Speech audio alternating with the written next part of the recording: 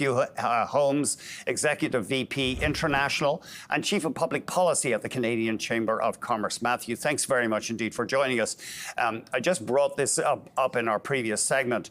There are worries on this side of the border that there's a bipartisan consensus in the United States towards Buy America, and that's not great for Canada. Yeah, absolutely. You're quite right. There's almost a dynamic where we have a protectionist campaign coming from the Harris campaign versus an isolationist campaign coming from the Trump campaign. And neither of those are very good situations for Canada to find itself in. Because, our trade, roughly $1 trillion between the two nations every year, something like $2 billion a day in goods, I believe, alone. So we have intertwined economies. It always kind of baffles me when we see this Buy America stuff, because sometimes U.S. business leaders even speak out against it. No, absolutely. And that narrative isn't fully understood. I mean, it's something that we see on the campaign trail always. There's this Buy America and this sort of protectionist impulse. And that's to be expected and understood. But the danger here is that begins to ingrain itself within the broader political narrative, and then outside or beyond the election itself, you start to see decision-making happen that builds off of that. And I was just in Colorado recently. I met with Governor Polis there, and it was clear that the story of Canada's trade relationship and how embedded and integrated the U.S. and Canadian trade across the border is not fully understood by trade officials, by even the business community, and especially not by government. And so it puts us in a risky position when that understanding isn't there.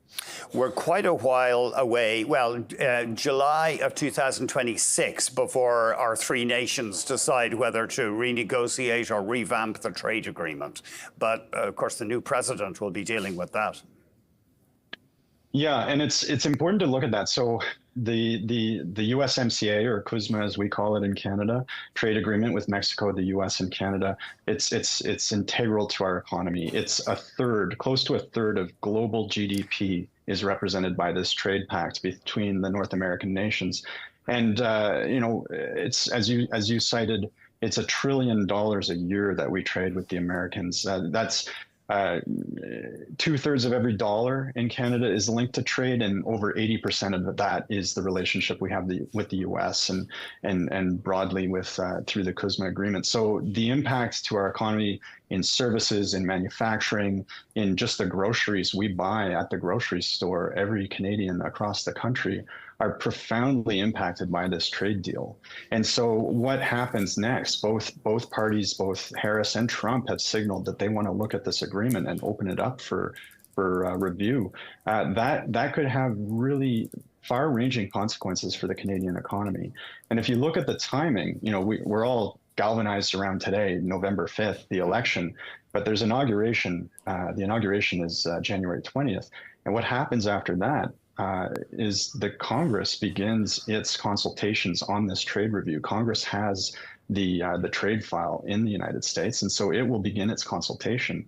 We'll likely have an election before long in Canada. So let's presume the current government goes forward to the full term in October. That leaves really only a month or two for an incoming government to really influence the discussion with the new American administration. So the timing right now is critical. We need to be full frontal assault on our economy, on the good relationship we have, and the opportunities ahead with the United States and with Mexico as well. Just to pick up on something you said about 1/3 of global GDP, I wonder, is that a bit high? I did a quick internet survey here. Apparently America is maybe 12 to 15% of global GDP. So 1/3 of global GDP between the trade or the economies of Canada, the US and Mexico. Is that a bit high? In terms of the volume of trade between those three economies, it's about 1/3 of what we see. Sure. Okay, I won't quibble with you. Now, you have an interesting point to make. It is a point your organization has been making. This digital services tax, whereby Canada is taxing internet giants under under the argument that they're just earning money in Canada, they're not paying tax on it. It's a major irritant for the Americans. And you think this country should think about maybe abandoning it?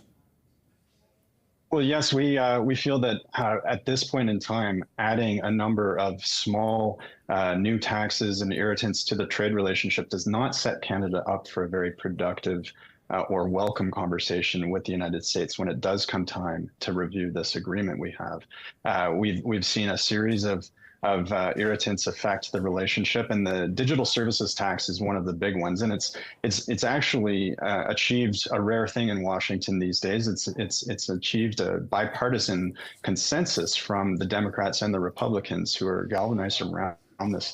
They're sending letters to the Prime Minister. They're speaking about this publicly, and we're hearing about it from both campaigns as well. And so this is concerning to us because it really sets Canada up for a negative reception when we're talking, relatively speaking, compared to the actual trade volumes that we do between the two countries, a small amount of money. The second thing about the digital services tax is that it's retroactive. So Canada's put in place this new regulation, this new law, and gone to these companies and said, actually, you owe us taxes back to January of 2022. And so this is adding insult to injury for what are generally large American firms, and it's not welcome news from the U.S. side of things.